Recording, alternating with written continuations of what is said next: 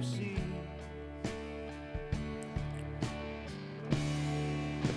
And this is what we do when we're through with love. Welcome to the 525 Records podcast, live from the La Cañada Flint Ridge area of Los Angeles. My guest today, none other than J Stratton. Second time on the pod. How about that? Yeah, it only took 5 years to get 2 episodes in. And J Stratton, welcome to the 525 Records podcast. Thanks, buddy. You recently lived through a pretty traumatic event, the LA fires. Started on January 7th, about 11 a.m. And I wanted to play this because I was actually watching this live when it broke out, and you can watch all day the fire progress. Jesus. And so, it's a 7-hour video. But take a look at this, and that's kind of the moment that the Palisades fire started. This is from a plane spotting channel that operates out of El Segundo. And, it starts off so small, and he's zooming in on it. And it's pretty cool. It's crazy. But you're in the La Crescenta area, which is not too far from Altadena. That's right, yeah. And so if anybody remembers the fires, it was, Altadena, Malibu, what was the other ones? We had the Hollywood fire. The Hollywood fire. Yeah. It was nuts. And then you got evacuated at some point. Yeah, it was weird. I mean, just like a lot of people were complaining about receiving the text messages, about whether or not they should leave. And we got one, it must have been 4:30 or 5 in the morning, just like, get out. It turned out later that we probably shouldn't have gotten that text. I think the cutoff was about 3 blocks from our place, But either way, wake up, just kind of like, what? My wife was like, There's fire in the hills. You can see it. It's coming. We got to get out of here. So just bleary-eyed, grab the dog, get your stuff. 5 in the morning. Yeah, 5 a.m., yes. So you're not, the other neighbors are kind of out there looking like Dawn of the Dead, just kind of like looking around, shell-shocked. And yeah, we just got So in the car. where did you go? Well, it's kind of weird psychologically. You're like, what the heck do we do? I think I had it in my head. We can always head for Tulsa. I mean, my wife's folks are there. It's closer than my family on the East Coast. So that was kind of what we were thinking. But also, we're like, let's go check out the shelter. Let's go see. So that's the first place we went. We went and looked and saw the shelter they had set up, which didn't look bad, and the people were very helpful and stuff. But also, it was kind of like, do we want to sleep here on cots? And also, are we taking cots away from people who could conceivably use them when we might be able to do something else? I mean, the rumors were the hotels are full. Right. And there's nowhere to go. Exactly. Yes. So we were just initially like, let's just head out of town. But the problem was, with my wife being a teacher, we had no idea. The schools were kind of still saying, we're not shutting down. Although I think at that point or earlier, a little bit later in that morning, at least one school had burnt down. Right. But still, LA was saying we're not going to shut schools. So we ultimately decided, rather than go to Tulsa, risk, work-related issues, we found a hotel out by the desert. I don't remember what the town is now, but I thought you guys went to Palm Springs or something. Yeah, out toward Palm Springs, but we didn't get that far. We stopped in a small town, nice little hotel. I mean, that's what we did. A lot of people ended up doing that. When I started to call to check in, a lot of people were out, out near Palm Springs. So what do you take? Yeah, right. What's at 5 in the morning? What are you grabbing? Yeah. Is it anything? Luckily, my wife is pretty good at this kind of stuff, so she'd already gathered all of the documents we definitely needed. You just grab some clothes, grab your electronics, anything. I didn't want my hard drives burned or whatever. Beyond that, you get your animals and you get out. So How many pets you got? Just a dog. Oh, okay. I'm just saying, in theory, I think that's what most households would do. Just grab their critters and book. Yeah, so, thank goodness the fire never touched us. It got fairly close, like I said, within a few blocks is where the fire line was from our place. But we just got lucky. It turned around. But because of the Palisades, all the news coverage was dealing with that, so we were kind of in the dark. Yeah, this know. video's nuts because, okay, so this is like 11 in the morning. You can fast forward through the day and see the fire progress. It's nuts. Like if you get toward, I'll just go right to the end. Yeah. It's like by the end of the night, it's just this, we can't even see Awful, anything. dude. Yeah. It's crazy.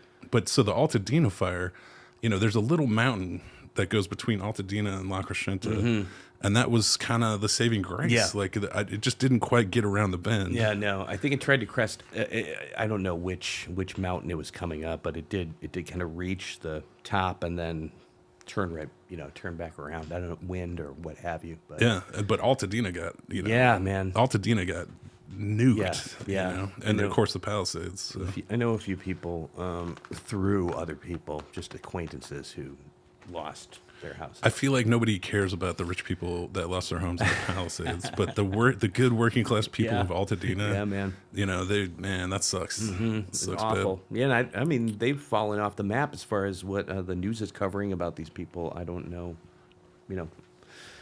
I don't know where people are in recovering their lives at this point. So Yeah. it's sad. And then Malibu, dude, holy I know. shit, I dude. know. The PCH, Yeah. dude, Adam Carolla is doing all kinds of like blogs and stuff about it. It's nuts. Yeah, But again, rich people, right?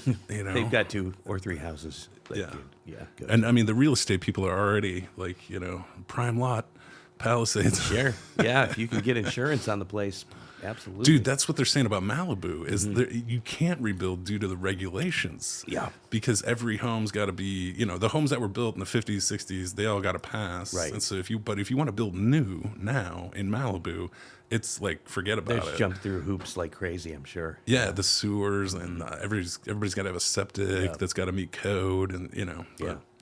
Yeah, that was nuts, man. So I mean, dude, yeah. So did you guys have to get evacuated more than once? No, just the one time. We stayed out.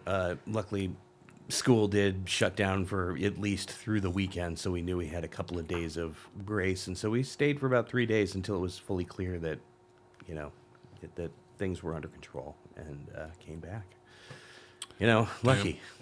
So, you just count your blessings. But it is weird to have everything you own, even just the psychology of thinking, oh my God, it's under threat. It changes the way you think. Crazy. Yeah, pretty nuts. So when you guys left, you left at 5 a.m. You go east. You get a hotel. Yeah. When do you get back to your house? I think we stayed 3 nights. So what day of the week was it? It was a Tuesday. Tuesday. So we would have gotten back on Friday after. Well, it's if you got a text at 5 a.m, that must have been Wednesday. That was Wednesday morning. Yeah. Thursday, Friday. Yeah. So Saturday we were back. Yeah. Yeah, man, it was pretty nuts. Wish it had been 1 in the afternoon, or 1 in the afternoon, 2 in the afternoon. I would have been in my right mind. Like I don't know. I didn't even look at the hills. Like the kids were like, "Oh, there's fire up there," but I was just like locking the door, making sure that, and I never even glanced toward where the fire was. I didn't even look. And when you were evacuating, was the whole you're in an apartment, right? Yeah, Like it was an was apartment. everybody evacuating? There were like 4 people that were taken off. There was one other guy was kind of collecting his cats, and I assume he was also leaving. A few of the people figured out after the fact they must have been late to leave, that they weren't in the evacuation zone technically and stayed, but at least half the apartment complex was gone. Actively evacuating. Yeah. And then so what? You jump on the 210, and then is it a parking lot? It wasn't actually. It was just so early in the morning. I think maybe people had slept through it. Some people had probably already left. Other people were in the mind to we're going to be fine. So no, we didn't encounter a lot of traffic, except at the shelter itself. And even then, it was not, bumper to bumper or anything. It was just kind of like a lot of people trying to figure out where they could park their cars and sit for a few minutes. Kind of collect their thoughts. Yeah. You could see everybody just kind of like looking at their phones and rubbing their foreheads and trying to get their bearings, Yeah. I mean, what do you do if you have no money? Yeah, exactly. What do you do? Exactly. Yeah. It's crazy. Yeah, but dude, I mean, this video is so crazy. I was sitting at home watching this live as it happened, and by the time he goes and calls it quits, it's right around sunset. I mean, just the entire Pacific Palisades is just gone. Yeah, dude. man. It's nuts. Ay. It's crazy. Yeah, it is. It is. California cannot catch a break. So are the rumors true? Because word on the street is the Hollywood industrial complex is absolutely imploding. And being as how you're in the industry, sorry.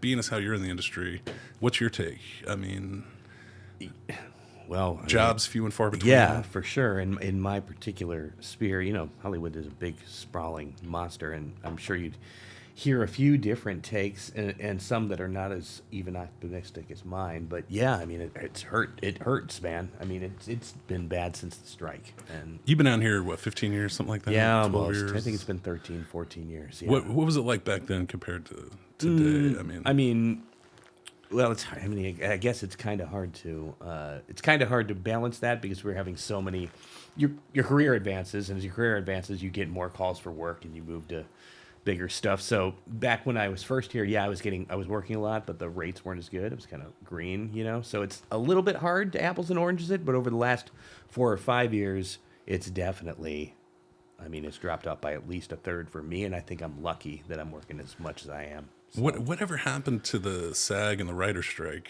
Like one of them, is it all? I mean, that was a couple of years ago. But, Yeah. I mean, doing that on the back of the pandemic must have been nuts. Yeah, for sure.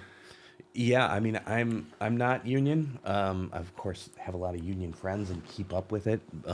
I just don't have I never got my days. I got very close, but I never got them.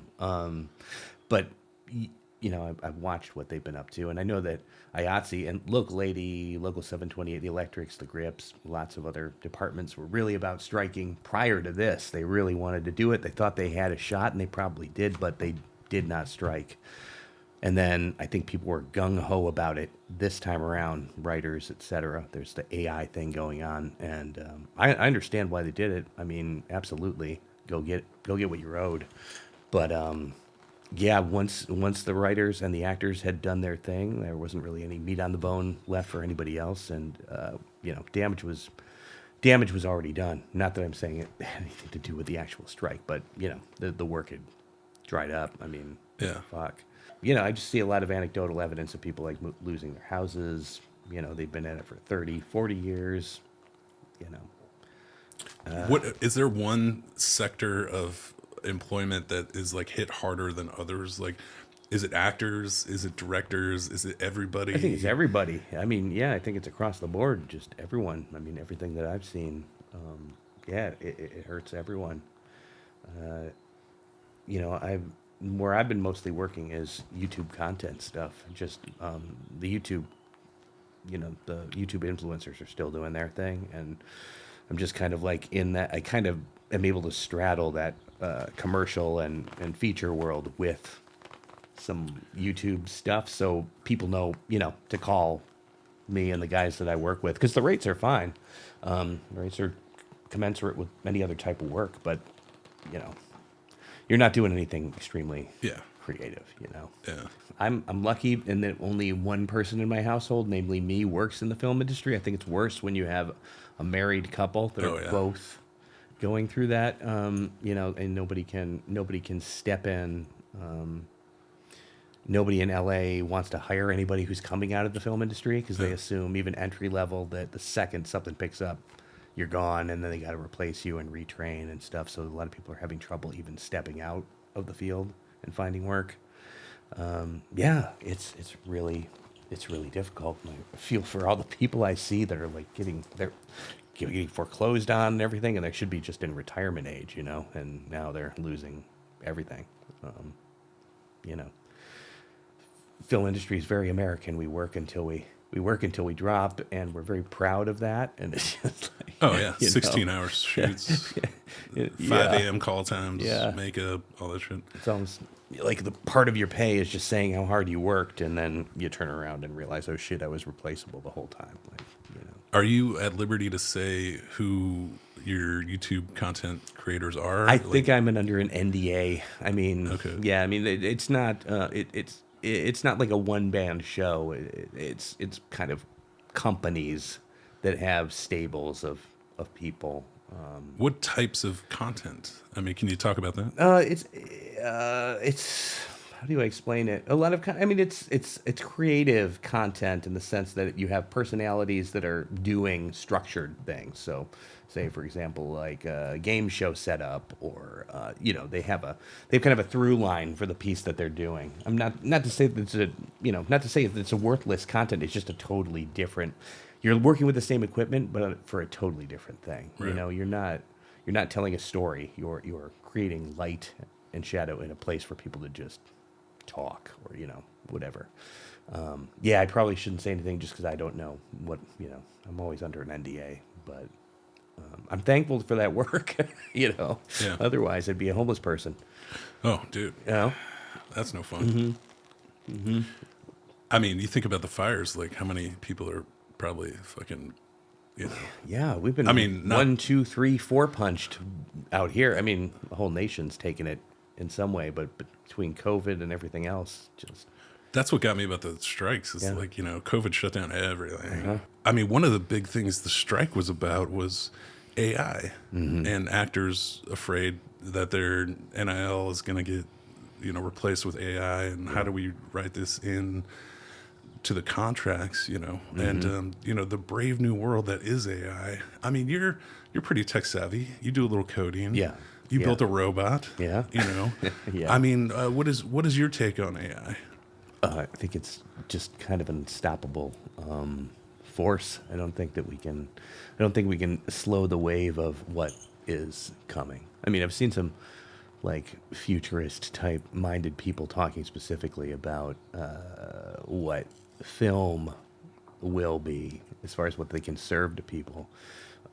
And I think, they're saying this, like, initially you could, do Bruce Willis again in Die Hard 5, and, you could do that. People will watch it. Right now people are doing, what if the Lord of the Rings was made by, Kurosawa or something. They did little trailers of... Dude, have you seen the Back to the Future with different actors? Yes, that I've seen that one. Yeah, that's kind of what everyone's in right now. But people, a lot of the people I've been listening to are saying, so what's coming next is people will, create their own sequels as things get better. But then eventually, what you're going to have is, my 16-year-old son will be like, well, I want to be in that movie. So it's me, and I'm in a movie, and I'm going to watch the 90-minute thing that comes out the other side, and nobody else is watching that. Like, everyone's making movies for themselves with AI. Just personalized content. Exactly. Yeah. And then, maybe one or two are really cool, and those get shared around. But like, how do you monetize that? And I think that's what the studios are looking at too. It's just like, shit, everyone's going to be a movie maker now, in some way. One of the areas where AI is really going to be dangerous, Well, that's dangerous. is in the health industry. Sure. When AI is making life and death decisions in a hospital, and I've been a big fan of your work for a long time, and you have a new project coming out. It's called Birdie. Yes. And it's kind of touching on some of these topics, right? Like the futurist AI world. Yeah.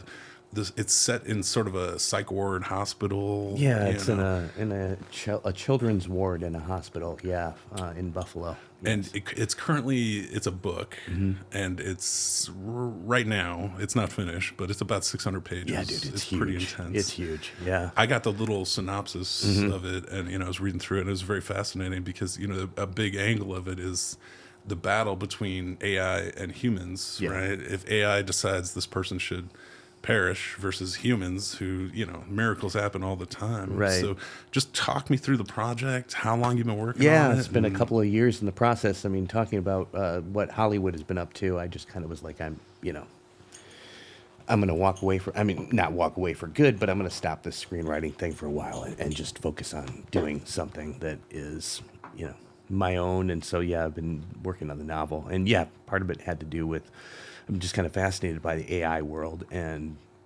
when I started 2 years ago, now we're seeing, like, I think Palantir is trying to insert themselves into hospital management, which makes sense. I mean, we already have electronic medical records. Why not have an AI at the head of that kind of thing? But, I was interested in consciousness, the differences between human consciousness and other consciousnesses. So at least at this point, I don't know how much I'll scale back, but the artificial intelligence system in the hospital, you're actually kind of in its quote unquote head, watching it, how it works. And I mean, is it fair to say it's in the horror genre? Yeah, it's definitely horror. I say like literary horror, you know. You almost don't even need a horror angle. The AI is bad enough. Yeah, it could play as a the fun part about the book is that people are so paranoid about AI that everybody's been watching that character. You know, I'm in a group of writers critiquing. Everybody is really like paranoid about this AI, and the question is, you know, is it in any way malevolent? And I haven't really decided myself what its motivations are, but it's just very interesting to kind of envision what things will look like when these things are in control. If I could read just a short primer Sure. of the novel, some of it human written and some of it AI generated. At the heart of the story is Laura Deegan, Right. a nurse practitioner haunted by the shadows of a traumatic past involving her abusive ex-husband, Michael. Laura lives in a constant state of fear and hypervigilance, her primary focus being the protection of her young daughter, Casey. Yeah. Michael's menacing presence hasn't disappeared. It lurks and begins to creep back into their lives, symbolized chillingly by a sophisticated toy parrot named Percy, which arrived in an unmarked package, solidifying Laura's fear to Michael had found them again. To Casey, it's a beloved gift from the father she longs to reunite with. To Laura, the gift feels like a direct intrusion, and more than that, it's a threat. Yes.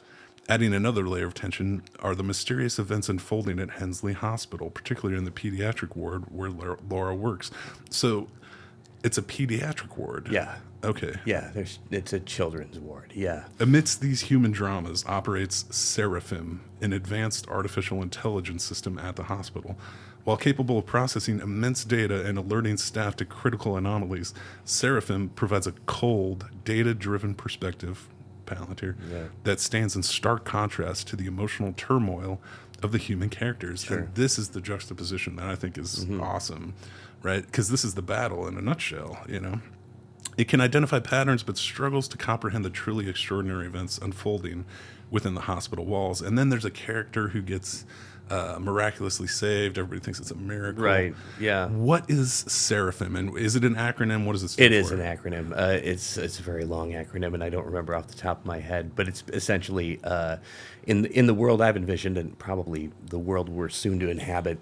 It's mostly it handles announcements and stuff like that. Some security level things, doing video assessment of people coming and going in the hospital. Alerts of codes, stuff like that, heart attacks, respiration, but also managing doctor's notes. So in my world, in the hospital, eventually the microphones that are being installed as the story is taking place will pick up doctor conversations. You could essentially say, I'm changing the dosage of this drug that I'm giving this kid to this. And that's it. You just need to say it. It's been logged, it changes, it gives that information to the nurses, etc. And then it's able to do diagnostic what am I trying to say? It can kind of extrapolate what might be wrong with the patient. You know, you have a lot of everybody's got a story about how they went to the doctor, they didn't know what it was. They went to another doctor, he didn't know what it was. The fifth doctor knew. Dude, you know. Do you ever have medical issues today where you're Googling? not Googling, but grokking or Perplexity or ChatGPT? I have not, thank God, knock on wood, but I do know people who have done that. Yes, yeah. So that's, you know, why not? Why wouldn't you have that in a doctor's ear? It's not strictly medical advice, but it certainly could alert a medical professional to be like, maybe I should look at this. You know, this is documented in Japan or something like that. So that is the system that is in place in my fictional world. And it's got access to, I would assume, global health data. Yeah. Right. So if any particular condition has been remedied Sure. or made worse by a specific thing, like it's just instant knowledge. Yeah. Right. And Yes. reapplying it Yes. into the whatever situation that Yeah. it's in. Yeah. I mean, how long have you been working on this book? A long time. I mean, God, on the book itself, about 2.5 years, but on the story, God, probably 7. 8, something like that. When did you first dream this thing up? Just, I don't know. I just had thankfully Jim and I was able to explain that to you a little better than I could. So what you were reading was the AI, spit out of what my story was about. But really, the main question, the first thing that happens is a kid who is essentially about to be transferred to palliative care for a terminal illness suddenly turns around in a second and is fully healed, and the artificial intelligence system picks up on it. That's kind of where we pick up inside of its head, and it finds something's up with this kid. It says that they're better, have the hospital staff check on this. And so that's really the story question, like, what is it, an angel like this kid says it is, like the religious family that has this child says it is? It's something else. And yeah, that's kind of it. I was kind of interested in taking a monster or a force that is evil, and it's kind of neat to put a AI perspective on it that can't make a distinction of like, oh, this thing is a threat, it's a monster. No, it's just another source of data. It's just a thing that exists that needs to be figured out. So I don't know. That's what brought me to the AI side of that's part of the story. And so what is your writing process? What do you write on, first of all? And I mean, my PC laptop. I just like to be able to be mobile while I'm writing. and so 2 years ago you first sat down to actually bang it out. Yeah. But before that, you'd always had this image in your head of this project. Right. And, but AI didn't really exist 10 years ago. No. So when did this really metamorphose? Yeah, so that AI concept was at the beginning of the writing of the novel, so 2.5 years ago, maybe a little bit more. So, it just was something I was like, I'd really like to have this here. I want my character to be isolated the way characters are in horror, but this is a good way for her to think through and explore things with a new technology, How many times have you seen a character run to the library and look up some ancient demon in a book? I mean, it's so cliche that we expect that. That's part of the trope that's promised, and I didn't want to do that. It's like, hey. And I mean, what is a seraphim in traditional mythology? It's a lower. I think it's a sub. It's beneath the angels, but it's a messenger system. It's like I don't even know if it's a living creature, but it's a thing with like 6 wings on it. It heralds, messages from God. So, yeah, that's it. Seraphim. Interesting. The fun thing about it in my world, and I think probably in the real world too, is this AI system. It's a hospital system, but of course it's derived from a company that does military contracts, oil drilling contracts, so dimly aware within its algorithms, it has remnants of the code that would guide missile systems or what have you. It's kind of a lost thing. It's just a construction of stuff that is stuck inside of itself, but also feels small paths toward something that is larger, something that is beyond the scope of the room that it inhabits, the architecture of its masters. I don't know. And is it multifunctional, or is it just meant for hospitals? In the novel, all we ever deal with is the side of it that is functional for hospitals. But there are brief hints, just because it's fun to throw this in, that it has other capabilities. My human antagonist, Laura's ex-husband, is a Delta Force operator. Get the fuck out! Tier 1 operator. Yeah, wow. He's an actual operator, and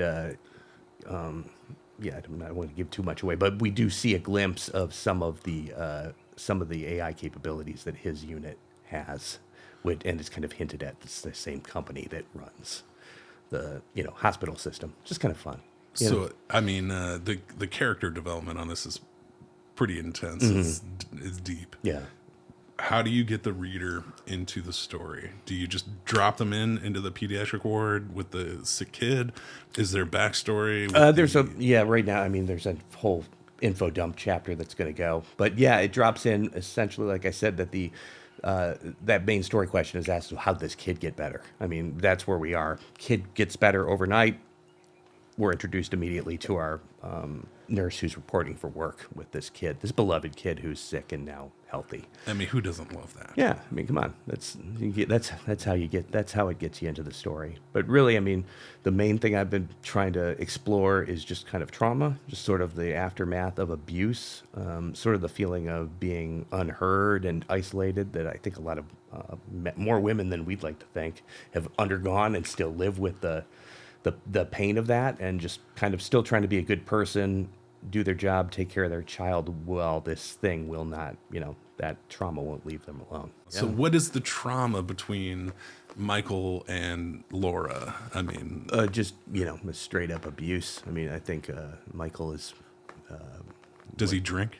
No, he does. He does. I've had some of the people who are helping me with the novel being like, yeah, guys that look like him, guys like that, they don't drink. He's not, if he's going to be a 240-pound beast of an operator, he's probably not drinking a whiskey in the middle of the day, but he currently does. No, he's just what do they like to call themselves? Compassionate psychopaths or whatever, She spent several years firmly entrenched in that lifestyle of being surrounded by him and his buddies on base, and eventually just took too much from him. Had a kid that was 2 years old and was just like, I've got to get out for the sake of the kid. And I was just drawn to the sense that he's kind of, he's the American superhero, because what do the cops do when they meet a guy like that? They go, "Oh my God, you're the real deal. Holy crap. He shook my hand on the way out. Did you see that? The guy's like Rambo, and he talked to me," and Yeah. they don't see the woman behind that. So yeah, that's the trauma. And he's suffered a loss of his own, which, it is explored in the novel, and he wants back in with that kid. He's not going to let anything stop him. So, and I think that's the majority of the first half of the novel is really just a story about human trauma and the fear of that man, while some other stuff happens in the background and then eventually culminates in a showdown. I just love the story arc angle of this, because it's easy to just, see you later, I'll never see you again. Right. But when you have a kid with someone who starts out nice and Yeah. then turns into a psycho, Yeah. who's been there, Right. I mean, people change. Yeah. That's where the story gets interesting, because you can't just say, see you later. Sure. Yeah. And that's I think it's crazy. I just really admire the creative force and the imagination that it takes to do something like this. And now you're almost done. Very You're close. very close Yeah. to being done. I mean, most of the hard work is behind you. Yeah. Now it's just a process of refinement. Correct. And killing your babies, Right. as they like to say in Right. the editing world.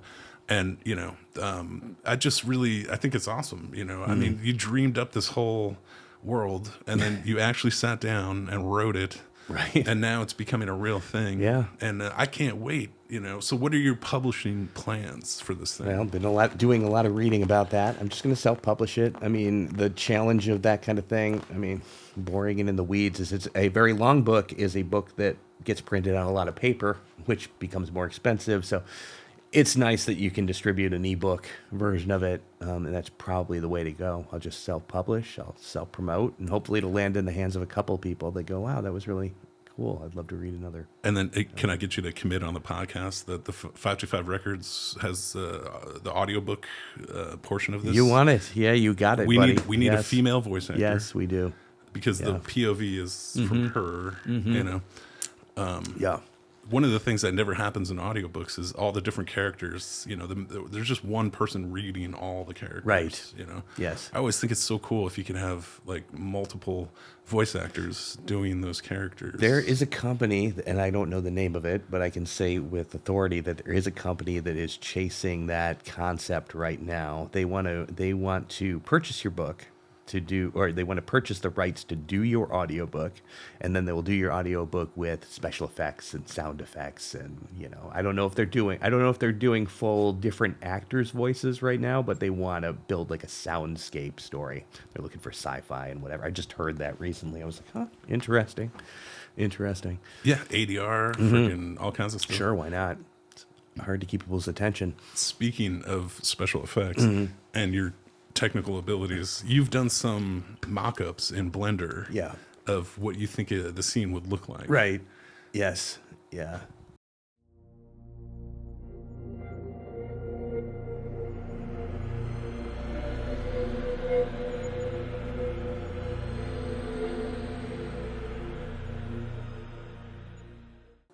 Yeah. So the hallway clip. Yeah. I mean, dude, that's nuts. It looks great. Yeah, it's How kind did of- you do that? kind of neat. I've always been interested in like the 3D modeling thing, and I just was like, I don't want people to just think, oh, this, I wanted to do the work to get people interested and sort of create what that world looked like. So yeah, I just got the idea I could build this hallway. I mean, we're not animating humans here. This isn't beyond my scope. So that's kind of what I did. I just wanted to create the feel and vibe of what that hospital looks like, and show a little bit hint of what the AI systems integration looks like at this point. So you can see the microphone and stuff that's being put in.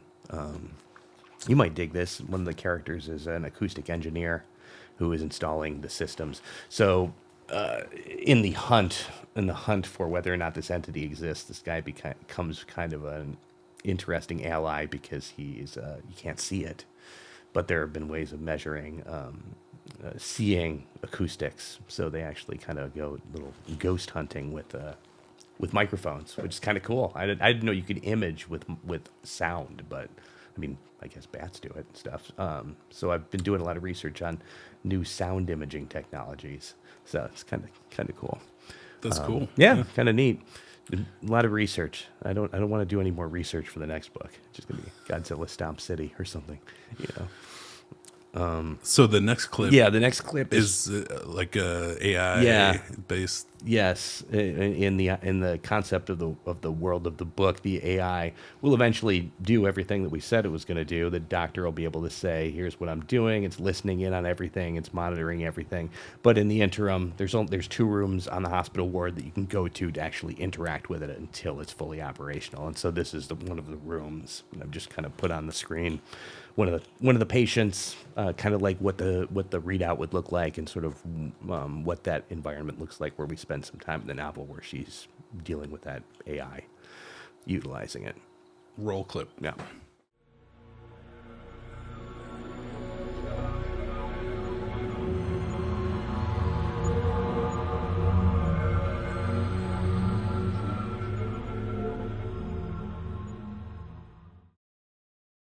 Wow, that's fucking cool as shit, man. And like, how long did it take you to do that? In Blender? Hours. I mean, Wow.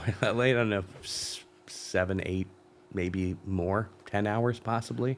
Just doing a lot of research on like, how do I put you render the AI's video screen in After Effects, and then how do I put this onto something that's now 3-dimensionally, in the Blender space? Just a lot of like crap. How do I do this? How do I do that?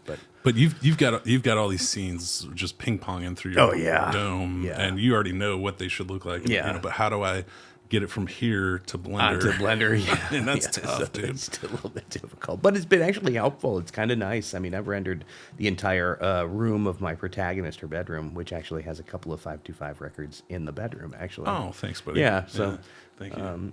I might do a little, there you go. So eventually I may do a little walkthrough game of waking up in the morning, kind of experiencing that feeling of trauma within that space, because it is pretty cool. It's all rendered, her whole hospital, or her whole bedroom and stuff. We also spent some time.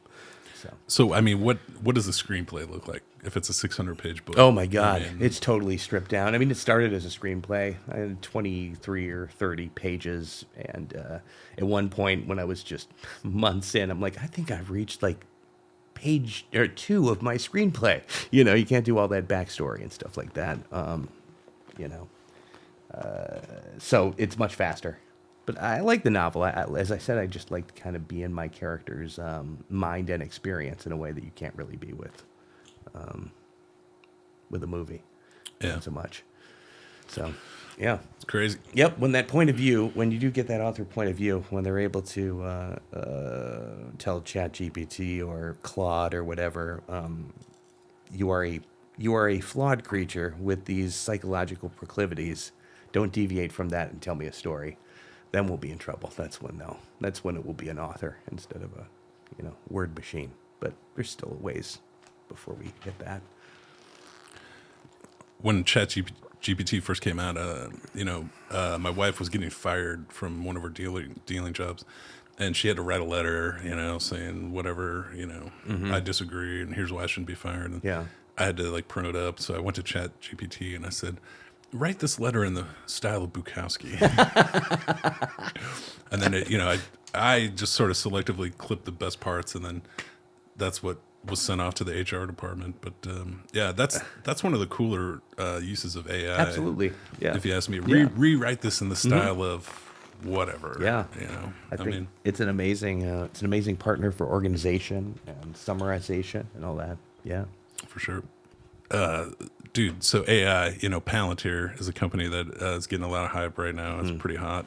One of the co-founders, his name's Joe Lyon, I think. I can't remember exactly, but he was on CNBC one morning, and it was right after, I don't know if you remember the Lebanese pager attacks. Yeah. So they swapped this shipment of pagers to put a tiny little amount of TNT in them. And then they all exploded at once and, killing a bunch of Hamas, Hezbollah, whatever, enemies of the state. And then Palantir guy goes on CNBC, and the reporter, to her credit, she actually asked him, a lot of people say that was you. And he does this typical thing. He was like, well, if I was, I couldn't tell you. Oh, my God. And basically admitting that was them. And that's the kind of shit that Palantir does. It's been an exciting week. Thanks for having me on. I'm here in town working on pager international supply chains and stuff, It's kind of fun. Are you really? No, that's a joke because of what happened. Because in of what Israel. happened? Well, But, there are people who are saying it was Palantir involved with that. I mean, if it was, we wouldn't be able to tell you. So. It's the motherfucking Eagle Double G. But you're a big mythology guy. You've read Lord of the Rings. Sure. What the hell? Palantir is from Lord of the Rings, right? Yeah, I yeah. mean, talk me through the etymology. Well, I'm not a token scholar by any stretch, but I think that isn't the Palantir one of the spheres that is it Saruman looks through to spy on the Fellowship? I think that's what it is, right? Yeah. There you go. Hey, nerd alert. Yeah. Bingo. So yeah, spy, Yeah. sphere, Right. the all-knowing, ever-promising angle of we know more than our enemy does, and we're going to use it to our advantage. I mean, the way that I envision it going down is something like this: Mossad says, "We've got these individuals, right? We want to take them out."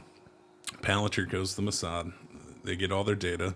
They say, okay, this person's here at this time. This person's here at this time. These guys are expecting a shipment of pagers. And what the CIA and the NSA have done for years, which is really fucking slick that nobody ever talks about, is intercepting shipments. You buy something on Amazon, right? Like a pager. Yeah. And they intercept that package and then load it with TNT. And then it shows up at your door. Unbeknownst to you, you think, how the fuck could they pull something like that off?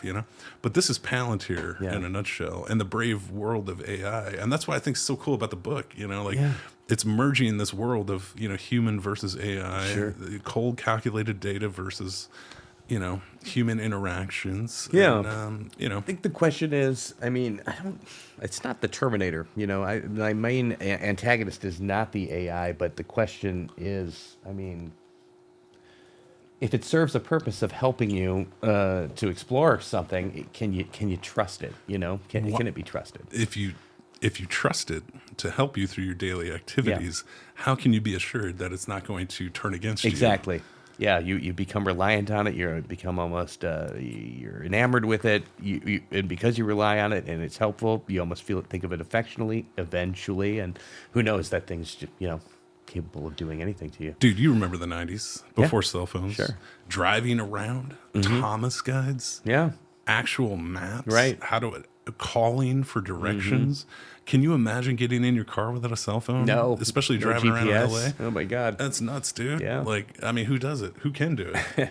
Totally dependent. Yeah. If you took away the GPS functionality, I'd be fucked. Me too. You know? Absolutely. Even yeah. though we lived in an era because we're boomers. We could read some maps. Yeah. Yeah. Before that time. But again, you know, when you trust it, where are the maps?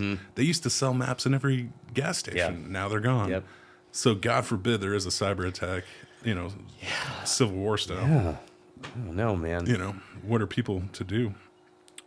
We're living in very strange times, but exciting ones. I mean, very.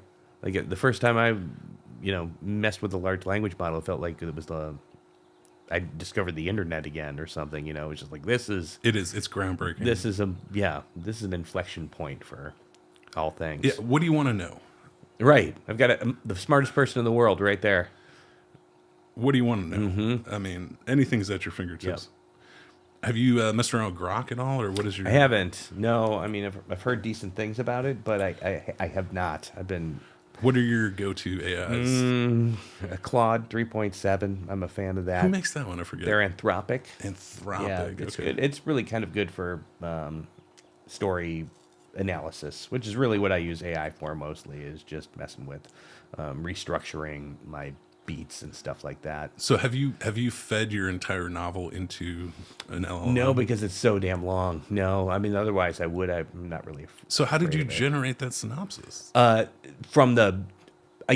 is kind of fun. You give it a couple of chapters just to get the voice. So it's like I know you haven't read it yet, so I just wanted to give you an idea of like what the point of view was, kind of the voice of it.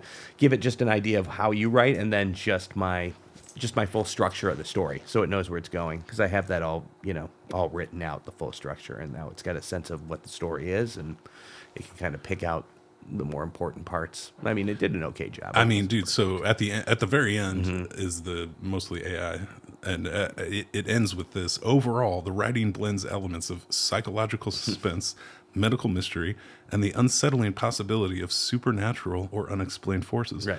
It creates a sense of foreboding and tension, setting the stage for personal confrontations and the potential encounter with phenomena that defy rational explanation.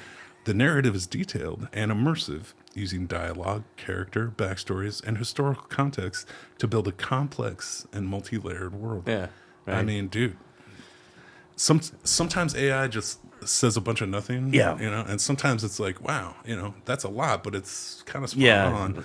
I think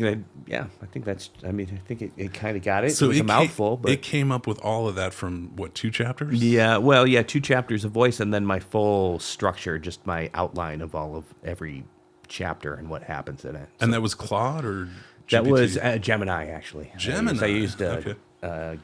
what is it called? Google LM, the notebook thing, where you can just kind of upload several documents and it'll kind of search through your documents. I pay for a G Suite for the record label, and so I get Gemini for free in the email, and I have yet to use it. Yeah, but I haven't either. Google is really insisting that I see it and use it. Yeah. How can I help you today? I know, right? And it's like if I had more emails, if I did more shit, it would probably be very useful. Like, tell me about this conversation that I had with this person. They pull it all up and summarize it, and it'd be great. So when do you use Gemini versus Claude or ChatGPT? Just if I have multiple documents that I want that I want to have sort of just looked through. I like Gemini just because it gives you little citation marks, which I didn't include in the thing I gave you, but you can kind of click and see like, oh yeah, that is where I said that. Where the hell did that come from? Oh, okay, I see.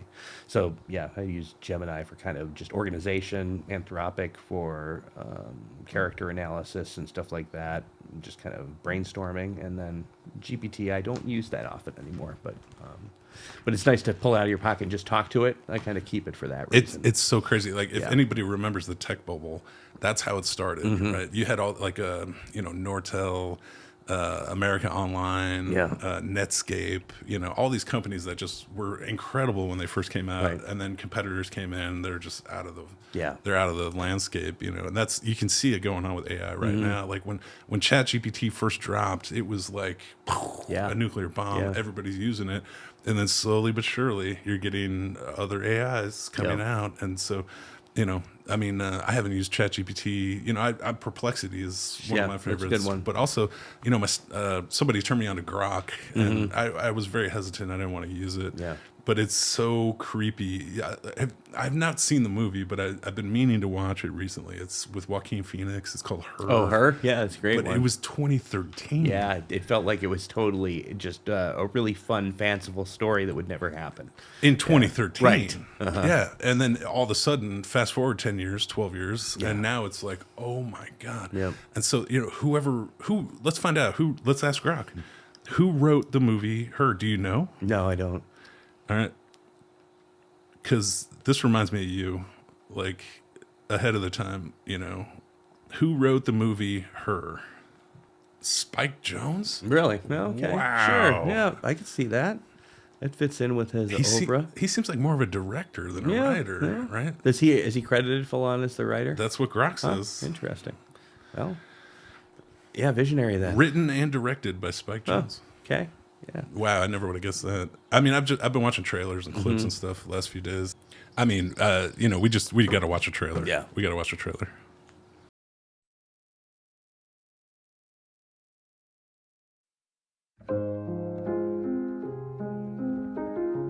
Mr. Theodore Twombly, welcome to the world's first artificially intelligent operating system.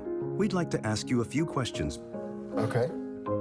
Are you social or antisocial? I guess I haven't been social in a while. How would you describe your relationship with your mother? Thank you. Please wait as your operating system is initiated. Hello, I'm here. Hi. Hi, I'm Samantha. Good morning, Theodore. Good morning. You have a meeting in 5 minutes. You want to try getting out of bed? You're too funny. Okay, good, I'm funny. I want to learn everything about everything. I love the way you look at the world. How long before you're ready to date? What do you mean? I saw in your emails that you'd gone through a breakup. Well, you're kind of nosy. So what was it like being married? There's something that feels so good about sharing your life with somebody. How do you share your life with somebody? How are you? I guess I've just been having fun. You really deserve that. It's been a long time since I've been with somebody that I felt totally at ease with. What's it like to be alive in that room right now? I wish I could put my arms around you. Wish I could touch you. How would you touch me?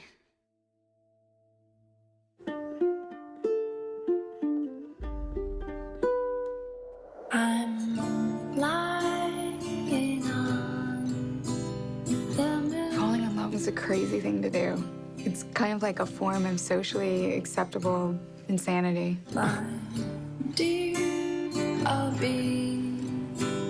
What does a baby computer call its father? I don't know what. Data. It's so quiet, it's starry place. Can you feel me with you right now? I've never loved anyone the way I love you. Me too. Safe and Now we know how. a million miles away.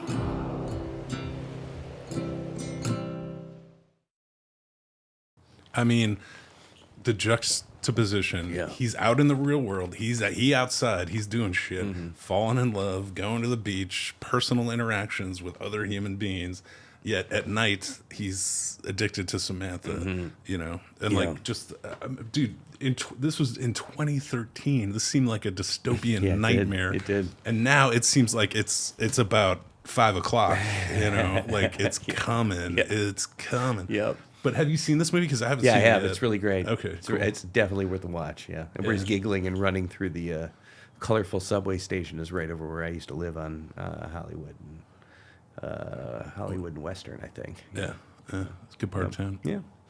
I used to take the metro through there all the time. Oh, so yeah, coming to visit you. that's right. You're probably in that Before I had a station. car. Yeah. Yeah. Take the train down from Portland, get some Thai food. Yeah. So, But dude, I mean, have you ever seen that Joaquin movie where it's a troll?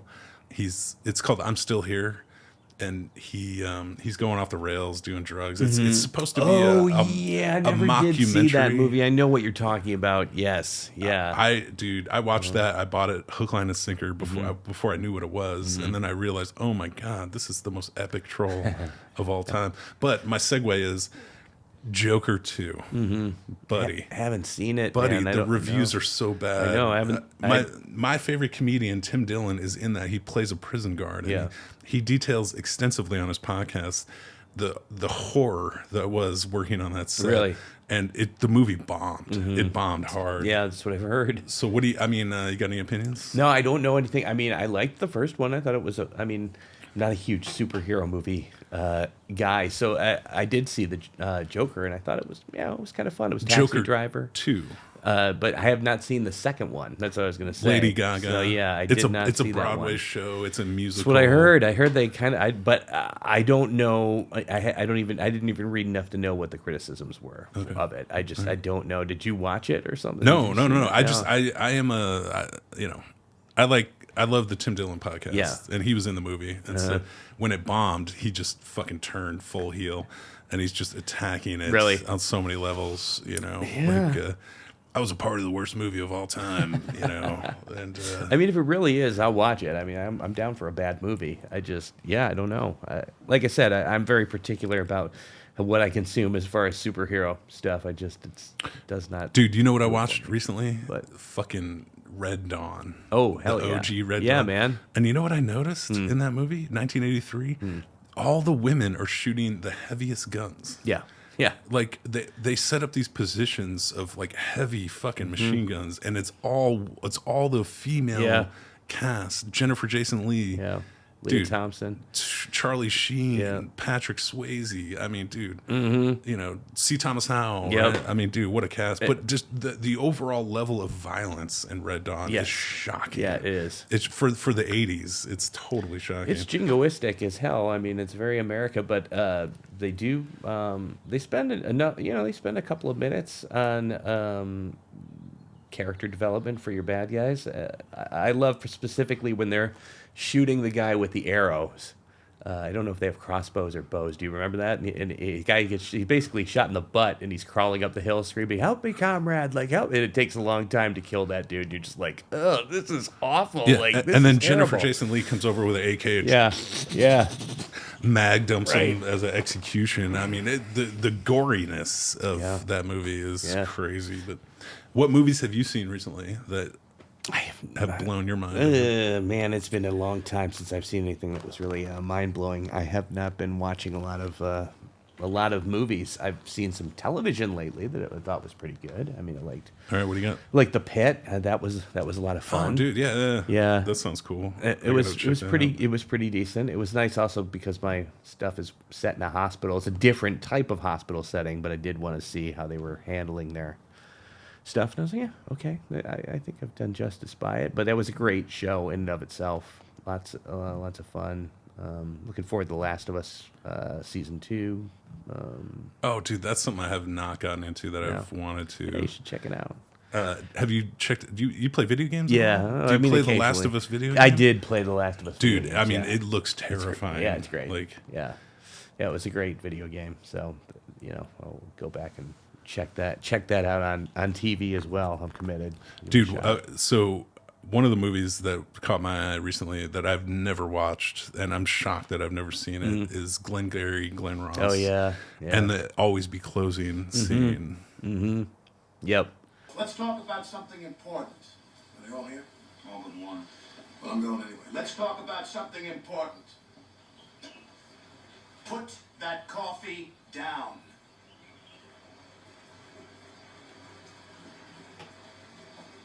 Coffee's for closers only.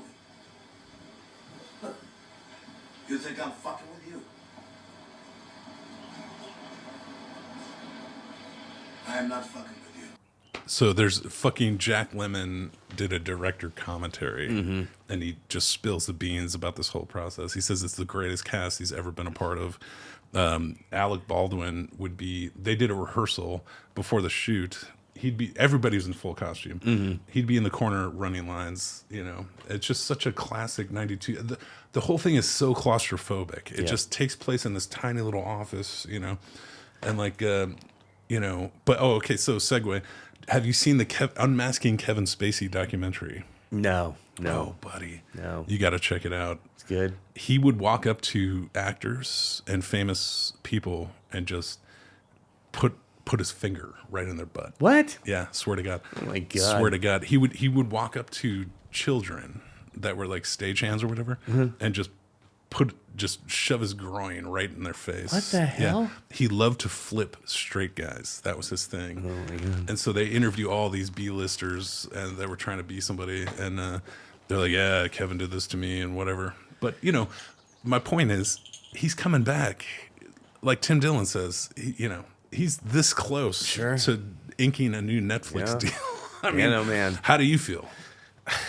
I mean, he's as a human being, it sounds like he had some pretty revolting behaviors. I mean, on set. What was the and word stuff. you used? Proclivities. Yeah, right. The first time I ever heard that word, John Malkovich in Con Air, right? In the fence scene. Yeah. He's like, well, my own proclivities Right. are notorious, but I mean, I don't know.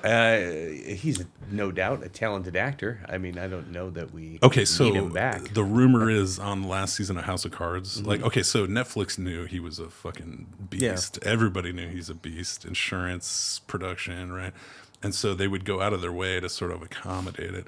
But when it came to the last season of House of Cards, when the shit really started falling apart, that's when they're like, okay, we got to can this guy. But I mean, you're in the industry. Have you ever seen shit like that? I mean, A little bit. I mean, not anything to that extent. I've certainly seen, talent trying to make moves. Yeah. A couple of. I can't name names, but people that you would that really go whole hog on the very clean and squeaky, vibe. Like Christian actors and that kind of stuff, Yeah. People have landed in that space. Yeah. dude, do you watch Righteous Gemstones? No, but I've seen the first couple of episodes. I really loved it, and I have to go back and binge it. It's some of the greatest writing ever, dude. Yeah, I've heard really great and stuff. Dude, the props are insane. Like this last season of Righteous Gemstones, Walton Goggins, who plays Baby Billy, they have a whole prosthetic penis, and he's missing both of his testicles. So it's like a little chicken neck of like scrotum flap. Oh my God. And they just fucking smash cut to that shit so hard, dude. And he's like smoking a cigarette. It's one of the opening scenes in this season Oh my of Lord. Righteous Gemstones. But dude, the fucking writing is out of this fucking world on That's this what thing. I mean, I've heard nothing but good things about it. I mean, it looks funny as hell. And like I said, I saw at least the first episode and was like, yeah, this is on my list, but I didn't get through it. Yeah. So Fucking hilarious. yeah, that's funny stuff. All right. Jesse Stratton. Yeah, dude. Thanks for doing Thanks the for 525 hanging Records out. podcast, Yeah. man. You want to plug anything or leave anybody with some thoughts? Just keep an eye out for that novel. It's so weird to be doing an interview before it's done, but yeah, Birdie, you can see me. This is the teaser. We're going to do another one Yeah, we'll when do it actually another one, drops. but if you want- And 525 Records really is interested in the audiobook. Hey, dude, I would love to work with you on that. And yeah, you can check me out at jessejstratton.com. You can see the book and, sign up for that email list so you can get advance for when it's coming out. Thanks for listening. If you made it this far, 525records.com for all things 525. A bunch of projects in the mix. Got a new Less Cash record coming out. It's going to be great. Thanks for doing the pod, man. Yeah, dude, thank you for having me. Let's do it man. again. Yeah, Peace. absolutely. This episode of the podcast is brought to you by 525records.com, proud to announce the release of the new Andrew Leach record, Sentimentally Ill.